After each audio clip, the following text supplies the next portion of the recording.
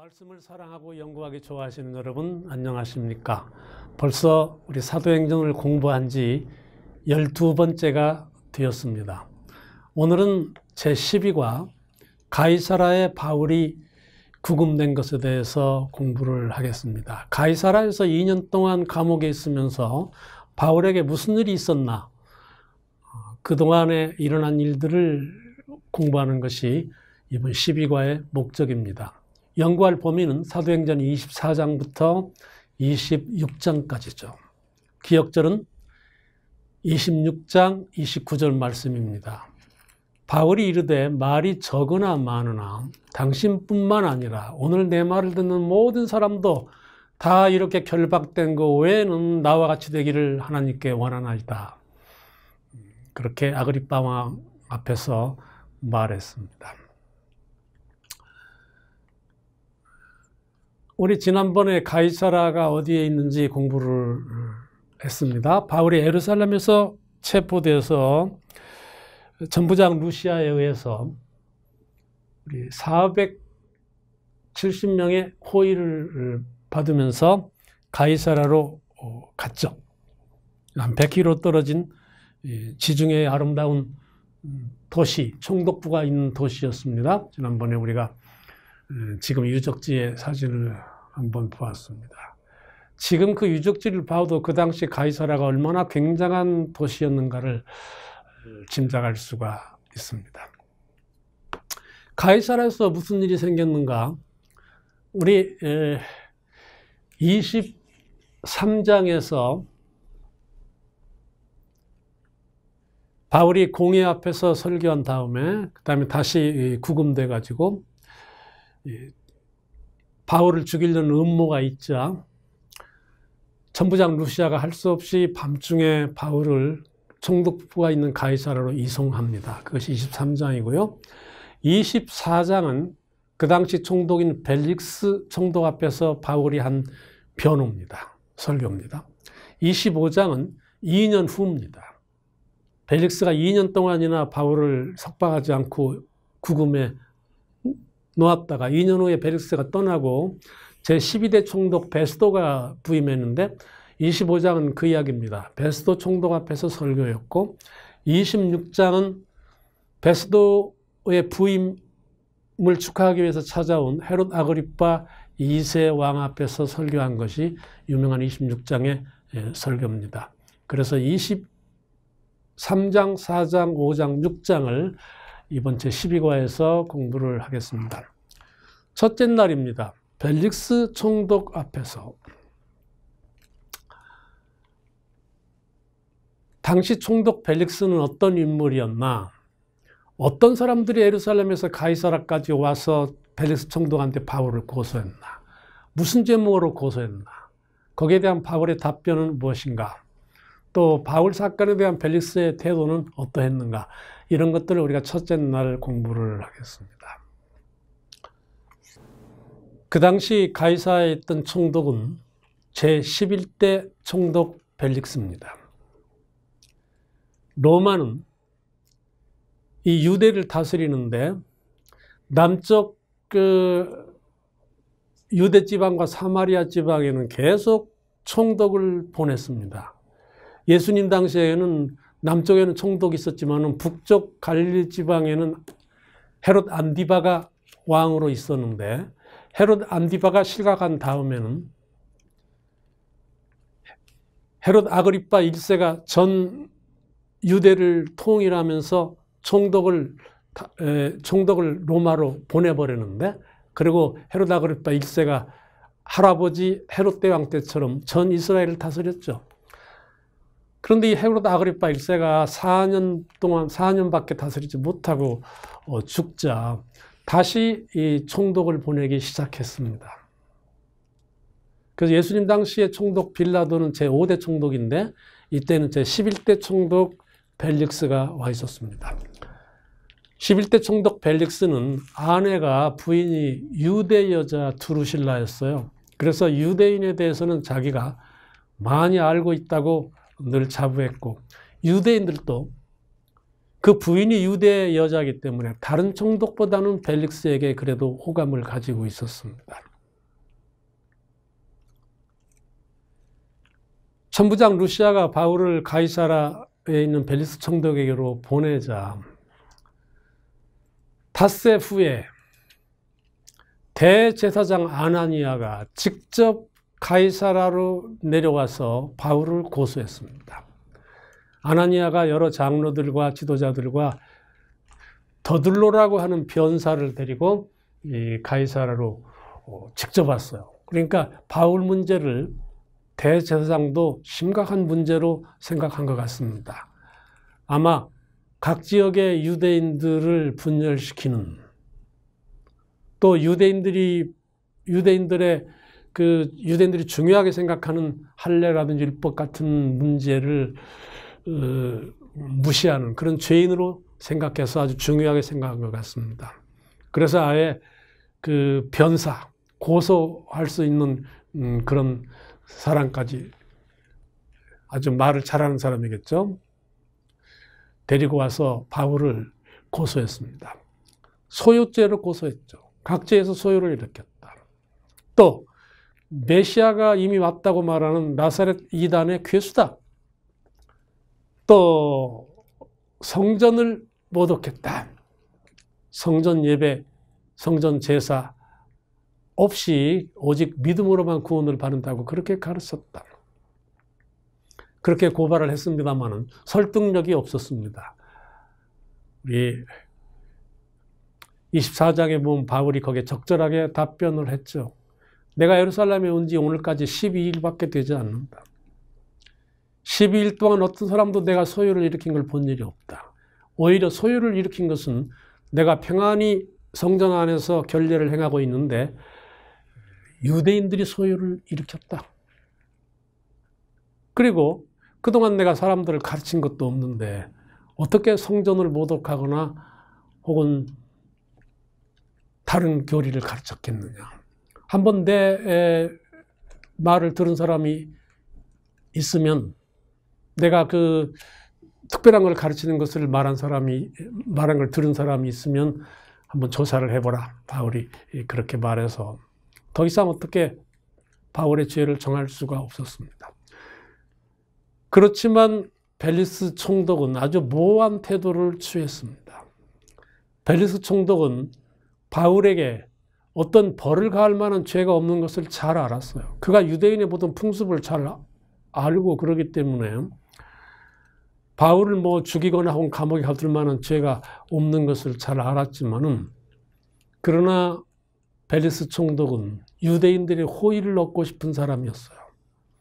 그래서 바울을 석방했다가는 큰 소요가 일어날지도 모르기 때문에 그것을 두려워해서 바울을 2년 동안이나 감옥에 그대로 구류시켜 놓았습니다. 또 한 가지 이유는 성경에 보면은 혹시 뇌물을 받을까 해서 그랬다는 것을 봐서 이 벨리스 총독은 뇌물을 좋아하는 그런 사람이었던 것 같습니다. 그렇지만 자기 아내인 유대자 드루실라와 함께 바울의 말을 듣기를 좋아해서 자주 불러서 바울이 말하는 의와 절제와 심판에 대해서 들었는데, 그때마다 양심의 가책을 받았지만은 그러나 그것을 스스로 거절했습니다. 그래서 바울은 지금은 가라. 내가 틈이 있으면 너를 부르리라 하고 그때마다 보냈습니다. 그래서 벨리스 총독은 끝내 복음을 듣고도 그걸 받아들이지 못하고 역사에서 사라졌습니다. 마치 오늘날의 많은 그 사람들 같죠. 너무 시간이 바빠서, 틈이 없어서, 혹은 뭐 마음에 들지 않아서 이 복음을 거절한 수많은 현대인들의 모습과 비슷합니다.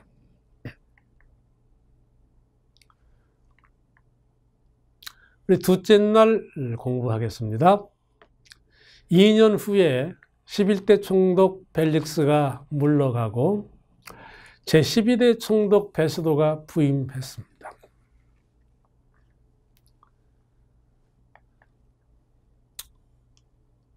이 12대 총독 베스도는 역사에 의하면 잔인하지는 않았지만 유능하지도 않은 사람이다. 그렇게 평가를 받고 있는 총독입니다.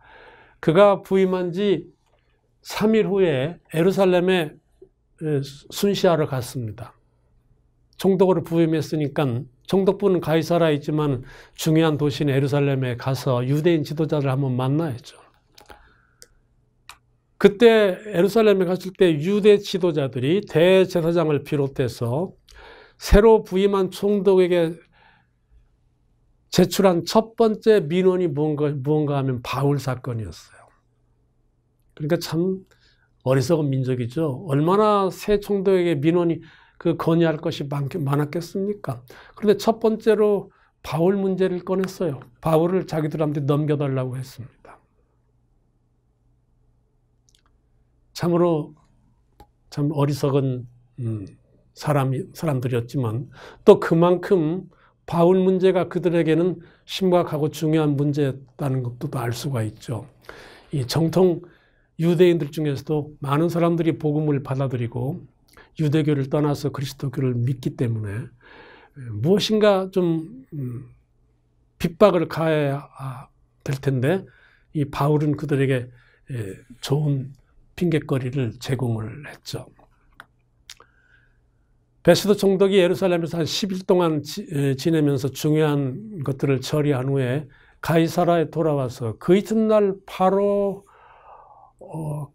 말하자면 예루살렘의 지도자로 같이 왔겠죠. 가이사라에. 같이 와서 바로 다음날 재판을 열었습니다. 그렇지만은 어떤 죄도 발견하지를 못했어요. 그래서 베스도 총독도 바울에게 예루살렘에 올라가서 재판을 받을 것을 권유했습니다. 그것이 유대인들이 원하는 것이고 유대인들의 호의를 새로운 총독도 받기를 원했기 때문에 그렇게 권유했습니다. 이 새 총독 베스도한테도 어떤 희망을 얻지 못하자 바울은 로마 시민의 마지막 권리를 사용했습니다. 로마 시민한테는 여러 가지 특권이 있었어요. 우선 속주세를 내지 않아도 되었고, 또 재판에서 죄가 결정되기 전에는 인권이 보장됐고, 매맞거나 고문당하지 않을 권리가 있었고, 또 가장 좋은 것은 뭐냐면 로마 시민이 죽게 되었다고 생각될 때 마지막으로 황제에게 호소할 권리가 하나 있었어요. 어떤 로마 시민이 죄를 지었는데 그가 억울하다고 생각하면 내가 황제에게 호소하겠다 그렇게 한마디 하면 아무도 이제 그 사람을 건들 수가 없어요. 아무리 비용이 많이 들어도 로마로 보내서 황제 앞에 서게 해줘야 합니다. 로마 시민은 굉장하죠. 로마법이 상당히 로마 시민에 한해서는 인권을 존중하는 그런 법이고 또 로마 그런 법을 가지고 있었습니다. 어떤 것들은 오늘날에 우리들도 본받아야 할 것들입니다. 우리 셋째 날, 넷째 날, 다섯째 날은 베스도 총독과 또 아그리빠 왕 앞에서 재판을 받은 것에 대한 기록입니다. 아그리빠 왕은 어디를 다스리던 왕이며 왜 총독에게 왔는가? 왜 베스도 총독에게 왔는가? 베스도 총독이 아그리빠 왕에게 바울 문제에 대하여 조언을 얻고 싶어한 이유는 무엇인가? 아그리빠 왕 앞에서 한 바울의 변론 내용은 무엇인가? 베스도와 아그리빠 왕의 반응은 무엇인가? 우리가 배울 교훈은 무엇인가? 그런 여러 가지 것들을 한번 공부를 해보겠습니다. 먼저 조금 전에 설명을 했습니다만 지도를 보면서 다시 한번 설명을 하겠습니다. 헤롯이 죽자 헤롯은 자기 아들 아켈라오와 큰아들 아켈라오한테는 이 유대와 사마리아를 다스리도록 넓은 땅을 주었습니다. 그 다음에 헤롯 안디바에게는 이 북쪽 갈릴리 지방을 주었습니다. 그 다음에 빌립에게는 이 갈릴리 북쪽의 이 가이사라 빌립보 이 근방을 이렇게 셋으로 나눠줬죠. 그런데 아켈라오가 한 10년밖에 다스리지 못하고 인기가 없어서 로마로 소환됐어요. 그래서 공석이 되자 북쪽 헤롯 안디바는 그대로 놔두고 빌립도 놔두고 이 남쪽에만 왕을 세우지 않고 총독을 보내서 로마가 직접 다스리기 시작했습니다. 예수님 당시가 그렇죠. 예수님 당시에는 제5대 총독 빌라도가 이 남쪽을 다스리고 있었기 때문에 예수님께서 예루살렘에서 십자가에 달리실 때 빌라도가 관여한 것은 당연합니다. 사람들이 빌라도의 허락을 받으러 예수님을 빌라도 그 총독 관저로 모시고 갔죠. 예수님이 잡히시던 날 밤에 빌라도가 예수님을 헤롯 안디바한테 보냈다는 것은 무슨 말입니까? 헤롯 안디바는 북쪽의 왕인데 어떻게 보낼 수가 있었나요? 그날 헤롯 안디바는 유월절을 지키러 여기 와 있었죠. 예루살렘에 와 있었습니다. 그래서 예수님을 바로 헤롯 궁에 보낼 수가 있었습니다. 그런데 이 세 나라를 누가 다 통일했느냐면 헤롯 아그리파 1세, 즉 헤롯 대왕의 손자가 통일을 했습니다. 우리 이 가계도를 한번 보면은 헤롯이 아들 그 아켈라오와 헤롯 안디바와 빌립한테 그 셋으로 나라를 갈라줬는데 그 셋으로 갈린 나라를 아켈라오는 이제 AD 6년에 소환돼 가지고 이때부터 아켈라오가 다스리던 남쪽 지방은 총독이 다스렸는데 이 셋을 다 통일하고 총독까지 로마로 보내버린 사람이 누구냐면 헤롯의 손자인 헤롯 아그리파 1세입니다. 사도행전 12장에 나오는 야고보를 순교시키고 베드로를 잡아서 죽이려고 했던 유명한 왕이죠. 그리고 충이 먹어서 급히 죽은 그런 왕입니다. 그래서 얼마 다스리지를 못했어요. 그리고는 헤롯 아그리파가 죽자, 갑작스럽게 죽자, 그때 그 아들 헤롯 아그리파 2세는 17살밖에 되지를 않아가지고 로마 원로원이 이렇게 중요한 팔레스타인 전체를 17살짜리한테 맡길 수 없다 해서 그때부터 다시 총독을 보내기 시작했습니다. 그리고 이 아들 헤롯 아그리파 2세는 북쪽 그 빌립이 다스리던 갈릴리 북쪽 지방의 조그마한 영토를 주어서 여기를 다스리도록 왕으로 삼아서 여기를 다스리도록 했습니다.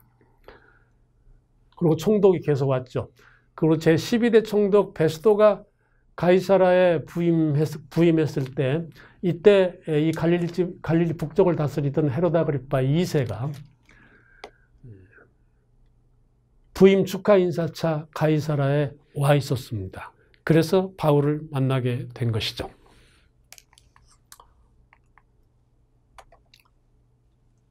우리 토의할 문제 첫 번째 것은 했습니다. 근데 베스도 총독이 아그리파 왕에게 바울 문제에 대해서 조언을 얻고 싶어한 이유는 무엇인가? 베스도 총독은 유대 풍습이나 혹은 유대의 종교에 대해서 잘 알지 못해요. 바울을 로마로 보내서 네로 앞에 보내려면 바울에 관해서 기소문을 써서 같이 보내야 합니다. 무슨 죄인가를 확실히 밝혀서 황제 앞에 보내야 돼요. 그렇지 않고 우물쭈물 보내면 황제의 노여움을 사게 되죠. 그래서 바울에 대해서 상세한 기소문을 써야 되는데 유대인의 관습과 행동, 왜 유대인이 바울을 정죄하는지에 대해서 자세히 자기가 이해할 수 없기 때문에 그런 것에 대해서 익숙한 아그리파 왕의 도움을 받고 싶어 했습니다. 아그리파 왕은 이미 유대를 오랫동안 유대에 있었기 때문에 우리 유대인들의 풍습이나 모든 것을 잘 알죠. 그래서 바울이 아그리파 왕 앞에서 25장은 베스도 앞에서 했고 26장은 아그리파 왕 앞에서 다시 한번 자기를 변호하는 설교를 했습니다. 그 내용은 똑같습니다. 나는 열성적인 정통 유대인이고 바리새인의 신앙을 가지고 있는 그런 열렬한 유대인이었다. 너무나 열성이 넘쳐서 다른 사람들보다 그리스도인들을 핍박하고 그들을 박해했다. 그렇지만은 그런 내가 왜 이렇게 변했나? 다메섹으로 가는 길에 부활하신 그리스도를 만난 다음에 나는 핍박자에서 열렬한 복음을 전파하는 사람으로 바뀌어졌다. 우리 유대인들이 십자가에 달아 죽인 그리스도는, 예수 그리스도는 돌아가셨지만은 하나님의 아들이시기 때문에 다시 부활하시고 그 다음에 승천하시고 이제는 누구든지 그리스도 안에 있기만 하면 구원을 받고 하나님의 자녀가 된다. 그렇게 여기서 복음을 또 전파했습니다. 그랬더니 베스도와 아그리빠 왕이 아주 극적인 반응을 보였습니다. 베스도는 바울아, 내가 미쳤다. 내 많은 학문이 너를 미치게 한다. 그랬어요. 베스도는 받아들이지 않았습니다. 아그리빠는 상당히 마음속에 감동을 받은 모양으로 내가 적은 말로 나를 권하여 그리스도인이 되게 하려 하는도다. 그랬죠. 그래서 아그리빠 왕은 마음이 많이 열린 것 같습니다. 아무튼 거기에 있던 모든 사람들은 이 사람한테는 죄가 없다. 만일 로마로 가기로 그렇게 청원하지 않았더라면 석방될 뻔했다. 그렇게 죄가 없다고 다들 말을 했습니다. 그러나 로마로 가기로 안 했더라도 석방되지는 못했을 겁니다. 이 베스도 총독도 우유부단한 사람이어서 유대인들을 거슬려서 바울을 석방할 그런 용기 있는 사람은 못 되었습니다. 그렇게 생각하면 복음을 받아들인다는 것은 쉬운 일이 아닙니다. 용기가 필요한 일이고 결단이 필요한 일이죠. 그래서 여러분 복음을 받아들이고 하나님의 자녀가 된 여러분은 참으로 용기 있는 분들입니다. 아주 위대한 결단을 하신 분들입니다. 우리 다음 주에 또 이어서 공부하겠습니다.